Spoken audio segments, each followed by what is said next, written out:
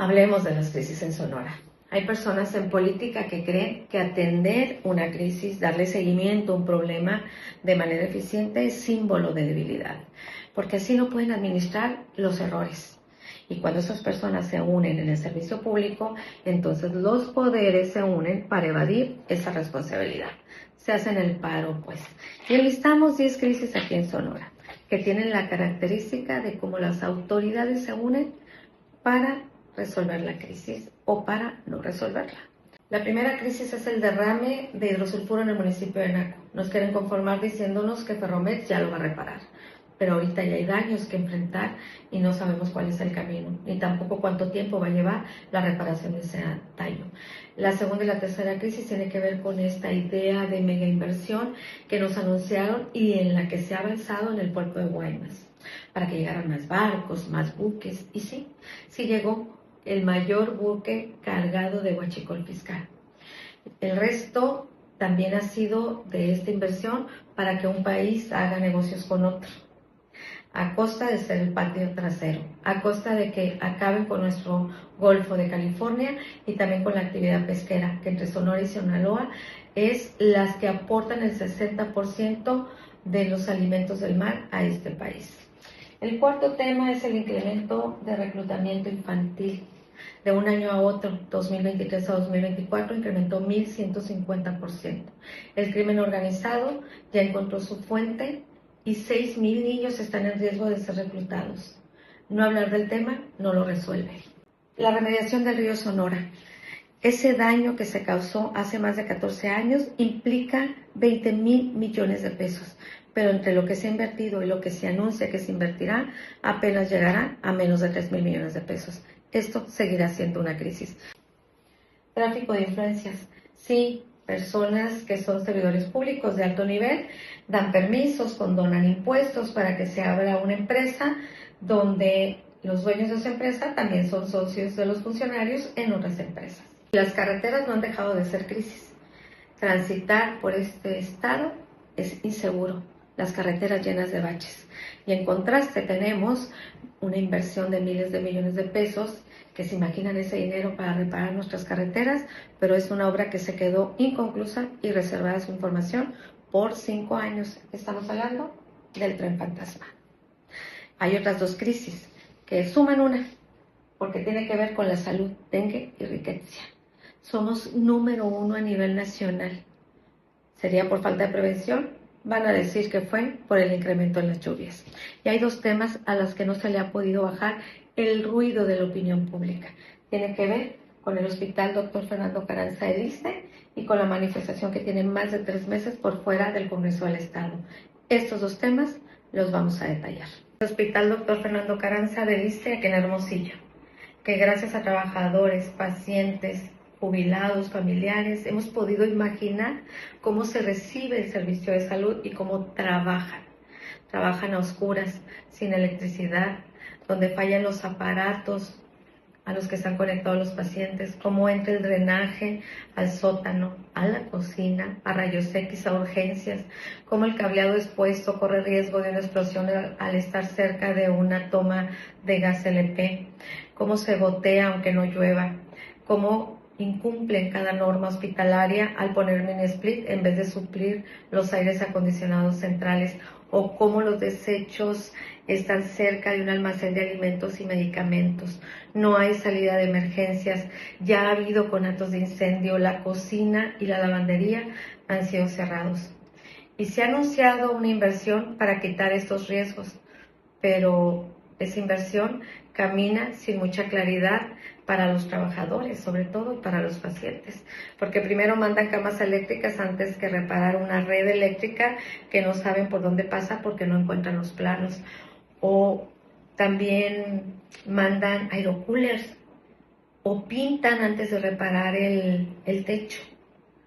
Todo eso se ha documentado a través de las redes sociales para que siga siendo tema y poder presionar a las autoridades.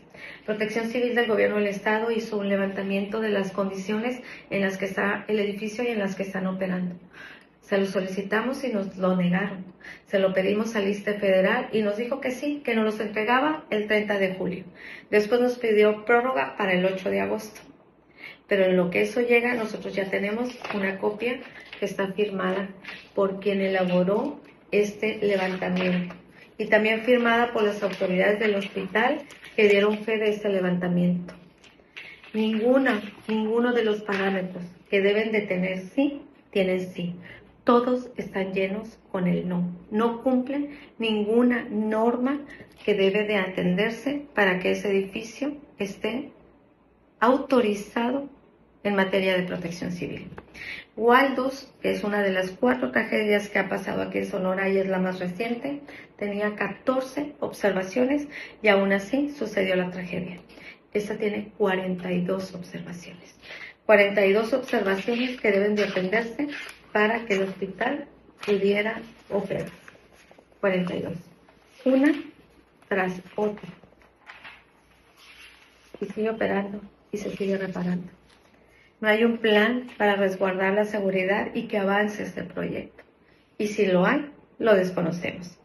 Lo desconozco yo, claro, pero también lo desconocen los trabajadores que han estado ahí de manera permanente, exigiendo mesas de seguimiento. Y aunque hubo un intento, no se ha llevado a cabo ninguna. Por lo menos no las que tienen que ver con las reparaciones ni con la construcción del nuevo hospital.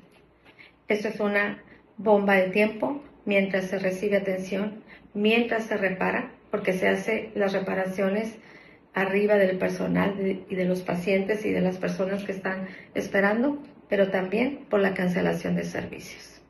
Vamos a ver, vamos a comparar este dictamen con el que nos van a entregar el próximo 8 de agosto. La otra crisis es debido a que un grupo de maestras tiene más de 3 meses afuera del Congreso del Estado. Ellas forman parte de una asociación civil, brindan la educación inicial, se hacen acompañar por su representante legal, que en apoyo a sus demandas se mantiene en una huelga de hambre desde hace más de 2 meses. Ha perdido más de 17 kilos el señor Jorge García. El Congreso del Estado no ha puesto una mesa de diálogo, el gobierno del Estado acaba de iniciarlas y ha habido más confrontación que acuerdos. Todo inicia cuando ellas llegan con un pliego petitorio el pasado 21 de abril y dentro de ese pliego petitorio están acciones que son competencia de la autoridad, tanto gobierno del Estado como Congreso del Estado. Una de ellas es que se les pague una demanda de amparo que ellas interpusieron contra el Estado del 2023, ganan esa demanda en el 2025, el juez dice que se debe de pagar en el 2026, pero el Congreso del Estado le hace el paro al Ejecutivo y la patean al 2027. Esto no les gustó nada al oficialismo y entonces pues ya molestos, todo el pliego petitorio lo justifican bajo argumentos que no tienen nada que ver para pagar esa sentencia firme o para que nosotros como Congreso homologuemos la Constitución local para que quede como la Constitución federal, que dice desde el 2019 que la educación inicial forma parte ya de la educación básica, universal y gratuita de nuestras niñas y niños en este país. De tal manera que al ser un tema educativo, el rector de esa política pública debe ser la Secretaría de Educación. Para eso se requiere modificar la Constitución, hacer leyes secundarias y también adecuar otras leyes que sean necesarias para garantizar este derecho a nuestras niñas y niñas de manera segura. Los argumentos que se han utilizado tanto por el Congreso del Estado como por el Gobierno del Estado, no para sacarle la vuelta al pliego petitorio, sino al pago de sentencia firme y a la homologación de la ley, que además está acompañada por un decreto federal que dice que si las entidades federativas no podían con la tarea de garantizar este derecho a las infancias, podían acompañarse a la sociedad civil. Dicen que las maestras no cumplen con la ley 5 de junio y de protección civil, pues sí es la autoridad la que vigila y la que sanciona. De hecho, han hecho anuncio de que han sido cerradas escuelas, pero también otras no han sido cerradas porque sí cumplen. Que es muy caro aplicar la ley de educación inicial en Sonora. Los niños y las niñas no tienen la culpa. El Estado está obligado a hacer un plan y de acuerdo a su presupuesto decir en cuántos años va a garantizar este derecho a nuestras infancias. También han hecho acciones, no solamente han dado argumentos que nada tienen que ver con homologar la Constitución y cumplir el pago de la sentencia. El Congreso del Estado ha cambiado una ley, Morena y aliados la aprobaron para evitar el diálogo. Han hecho denuncias penales contra los manifestantes por desobediencia. Han hecho uso de instituciones como Protección Civil y Seguridad Pública para coaccionar la manifestación y tratar de quitarlos de ahí, de afuera del Congreso. Han cerrado el Poder Legislativo, de hecho ahorita está cercado por vallas y hay elementos de seguridad pública estatal para evitar que pueda entrar cualquiera a la Casa del Pueblo, lo que signifique cualquiera. Han hecho detenciones indebidas. Por 3 horas las trajeron por arriba de una patrulla y finalmente las tuvieron que soltar porque no pudieron construir o documentar el delito por el que habían sido levantadas.